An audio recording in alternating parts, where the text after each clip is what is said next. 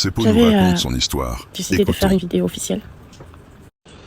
Mais quand je regarde, je n'aurai pas le courage, je n'aurai pas la force. J'essaye de faire croire à mon équipe que je peux le faire, mais j'ai peur. Et il y a un faux courage qui arrive aujourd'hui et je préfère l'utiliser. Beaucoup de personnes me posent des questions sur ma santé, sur ma perte de poids, sur mes yeux. Vous voyez bien. C'est une longue histoire. Une longue histoire que je vais peut-être prendre le temps de vous expliquer ici. Ceux qui me suivent, au moins vous serez au courant. Vous serez au courant. J'ai tourné le clip de Ndolami en mars 2025. Tout mon programme de l'année était déjà fait. C'est pour ça encore que j'ai compris que tu disposes.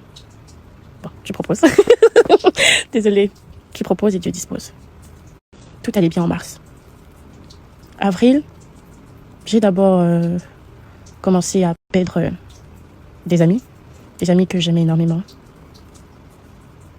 C'est par là déjà, j'ai senti qu'il y avait quelque chose qui n'allait pas. Parce que quand il y avait des problèmes, on arrivait toujours à gérer.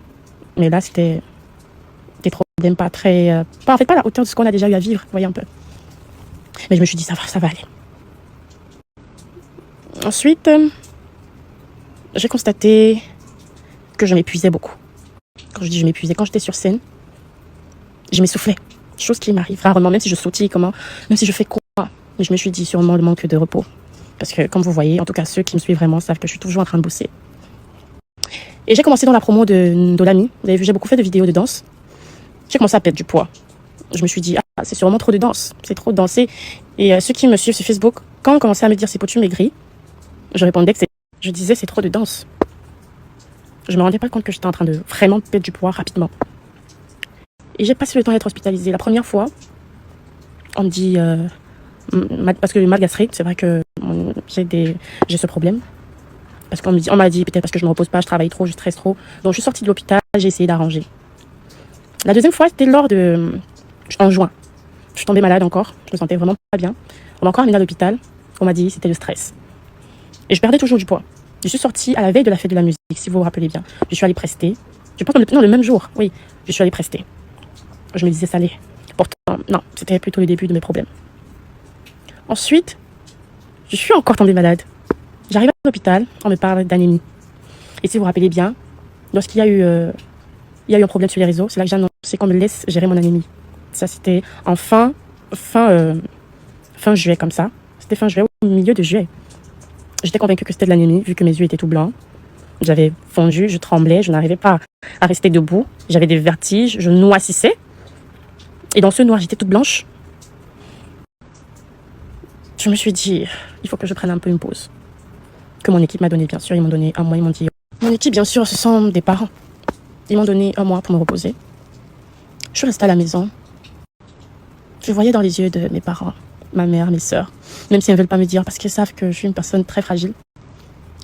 Je voyais dans leurs yeux le désespoir.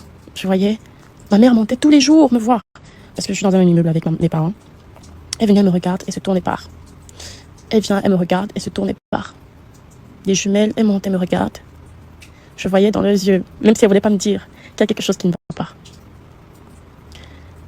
J'ai fait les hôpitaux. J'ai fait tout genre d'examens parce que je me sentais tellement fatiguée, épuisée. Je monte seulement 2 marches d'escalier. Je respire comme si j'ai fait le marathon. Je n'arrive pas à manger. Et au moment même, je mangeais bien, mais je perdais plutôt des kilos. À un moment, je suis allée faire la fibroscopie. Pour ceux qui connaissent ce que c'est que la fibroscopie, croyant que c'est mon estomac qui me fait ça. Quand on voit un appareil dans la bouche, jusqu'à ton estomac, une caméra, pour que ça ressorte, on te dit qu'il n'y a rien. J'ai fait une IRM. Je suis une personne qui déteste rester sur place. J'ai appris avec mon état à rester sur place. Je restais comme ça, je suis restée là. Il y a des artistes qui ont pris la peine de m'appeler, me demander comment je vais. Il y a même une artiste qui m'a prise chez elle. Là, actuellement, je ne suis pas chez moi. Elle m'a prise parce qu'elle s'inquiétait. Elle a pris le risque d'arriver chez moi, dire à mes parents, je prends ces pots. Elle et moi, on n'a pas de lien de parenté. Elle et moi, on ne sommes pas des connaissances de longue date. Elle est arrivée chez moi, elle a supplié mon père que donne-la-moi. Je vais m'occuper d'elle. Je veux voir ce qui ne va pas avec ses peaux. Mais ça, c'est même récent. Ça fait 1 mois que c'est arrivé. Je suis restée là. Je restais dans la maison. Je voyais comment je perdais du poids. Je noircissais. Je comprenais rien. Parce que d'habitude, quand je restais dans la maison près de moi, je jaunis plutôt. Mais là, j'étais en train de noircir. Je perdais du poids. Ensuite, je constate que mes yeux sont en train de ressortir. Ça n'allait pas. J'ai fait les hôpitaux. J'ai fait les hôpitaux. J'ai fait des examens. J'ai fait... Je sais pas, en fait, comment je peux expliquer ça. Tout. Mais tous les examens négatifs. Tout. Même ce que... En fait, j'ai même pensé à des trucs que je n'ai jamais fait. J'ai fait des examens que normalement je devrais même pas faire parce qu'il y a des choses que je n'ai jamais fait. Parce que pour moi, il fallait chercher même là où on n'a jamais cherché. Tu te vois, tout le monde vient t'écrire, c'est pour qu'est-ce qu'il y a, c'est pour qu'est-ce qui ne va pas. Tu es là, tu ne sais même pas. Il y a eu même des rumeurs dans le business, comme quoi j'ai eu à faire des choses et c'est ça qui m'a rendu malade. Tu vois, tu es chez toi et tu apprends ça. Toi, tu ne sais pas ce que tu as. Tu te sens mal. Tu n'as que tes parents et tes sœurs. Ils sont là, ils s'occupent de toi. Ils ne savent pas ce que tu as. Tu deviens comme un enfant dans la maison. Je sais pas. On recommence à te contrôler, à contrôler tes fréquentations, tes amis, tout ça. C'était pas facile. Et j'essayais de faire tourner la page. Quand j'ai posté sur ma page que je vais prendre une pause, je vais vous dire, je pensais déjà que je mourrais. Et je ne voulais pas que ça soit soudain. Je ne voulais pas que ça vienne comme ça. Je pensais que j'allais mourir. Sans savoir ce qui ne va pas. Je priais. J'ai fait des prières que je n'aurais jamais. J'ai fait des prières qui n'existent même pas. Pour que le Seigneur me dise ce qui ne va pas. Tu vois, tu te retrouves sur scène. Tu sens que ta voix n'est plus la même. Tu sens que ton corps, ça ne va pas. Tu es là, tu bagarres. Tu n'arrives plus à respirer. Tu es épuisé. Mais tu aimes ce que tu fais.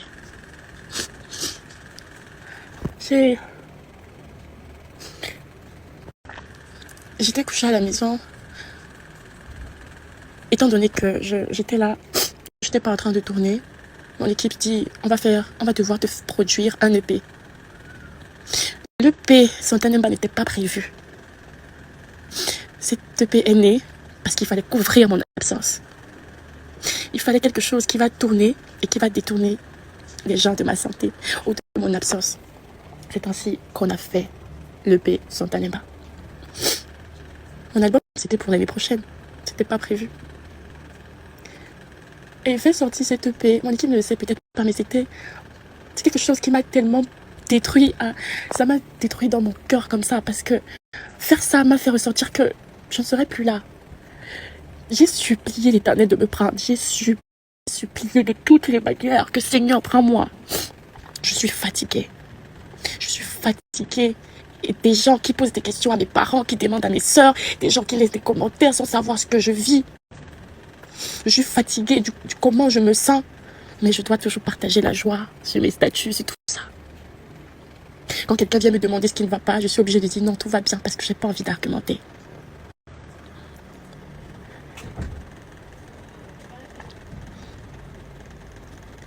Je suis restée là. Un jour, j'ai décidé de ne plus prier. Que je ne prie plus. Je suis fatiguée. Que je suis fatiguée. Je me lève le matin, ma gorge a gonflé. Si je pouvais... Là, c'était là où je peux dire que j'ai dit, mais Seigneur, tu veux me tuer. Tu as déjà fait en sorte que je sois épuisée. Je ne peux plus rester debout longtemps. J'ai toujours besoin de m'allonger. Je ne peux plus parler longtemps. Je ne peux plus... Si maintenant mes cordes aussi... C'était enflé. Je suis restée là. J'ai réfléchi à tout. Si j'ai eu à faire du mal à quelqu'un, si j'ai fait du mal à quelqu'un, j'ai demandé pardon. J'ai dit, Seigneur, tu sais que je ne peux pas faire du mal consciemment à quelqu'un. Et vous savez, en tant qu'aîné, tu ne peux pas être faible devant tes sœurs. Quand mes petites sœurs venaient me voir, je disais toujours, ça va, super. Mais quand ils descendaient, je me mettais à pleurer. Je me mettais à pleurer.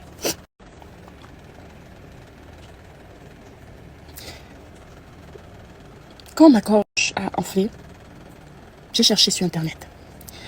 Rien. Rien du tout. J'ai tapé 2 jours. Un jour, la nuit, j'ai dit au Seigneur, papa, dis-moi moi c'est ce que j'ai. Parce que ça sert à rien de me battre alors que je ne sais pas ce que j'ai. Le matin, je suis sur TikTok. Je tombe sur une vidéo. Compas magie. Or, je suis sur TikTok, je fouillais, j'avais jamais rencontré quoi que ce soit. Je tombe sur une vidéo où on parle d'hyperthyroïdie et d'hypothyroïdie. Et qu'on parle des symptômes. C'était tous mes symptômes. Yeux enflés, perte de poids, noircissement, chute de cheveux. Vous voyez. Enflement au niveau du bas de la gorge. Palpitations, perte de poids, migraine, etc., etc., etc. Je n'ai jamais, depuis longtemps, je n'avais pas été aussi heureuse. Après tous ces examens, j'ai crié quand j'ai vu ça. J'ai envoyé à mon producteur, j'ai dit, Dad, ce n'est pas mes symptômes ici. Étant donné que j'ai vécu tout ça avec lui, il était tellement heureux. Il dit, enfin, il l'envoie à son épouse, parce que son épouse est médecin ici aux États-Unis. Son épouse lui demande, mais pourquoi tu m'as pas parlé de l'état d'Alexandra depuis? Si je l'avais vu, j'aurais compris directement ce qu'elle a. Or, j'ai fait tous les hôpitaux, des examens, tout genre. Il n'y avait rien. Elle m'a regardé, elle m'a dit, va me faire l'examen de T3, T4 et THS, je pense, ou TSH, un truc comme ça. Et tu me fais l'échographie du coup. Je veux juste que tu me confirmes quelque chose. Je suis allée le faire. Et c'était ça. Mais moi, la seule question que j'ai posée, est-ce que ça va affecter mes cordes? On me dit oui. J'ai reçu, c'était comme un marteau derrière la tête. Déjà que je ressentais que ma voix n'était plus la même. Mais avoir ça comme confirmation, mon cœur. J'ai commencé le traitement. On m'a prescrit des médicaments ici, mais ça ne m'aidait pas beaucoup. On a dû m'apporter des médicaments des États-Unis. J'ai commencé à prendre. C'est ainsi que j'ai recommencé les scènes. Et j'ai vu des changements. Les autres symptômes, palpitations, fatigue, tout ça, sont partis. Mais ça ne veut pas dire que la maladie est finie. Les yeux, c'est la dernière chose qui part. Donc c'est pour ça que je ne me presse vraiment pas. Et quand quelqu'un parle de mes yeux, je ne réponds pas. Parce que je sais ce que je vis, je sais ce que je subis. Ça va prendre du temps. 1 an, 2 ans. Mais je pense que j'en ai parlé aujourd'hui. Parce que j'ai besoin que ceux qui m'aiment vraiment sachent ce que je vis. Et au lieu de me poser des questions, d'essayer pour prier juste pour moi. D'accord? Mais ça s'améliore parce que pendant la maladie, je suis quittée de 68 kilos à 51. Là, je suis à 57. Ça évolue bien. Donc,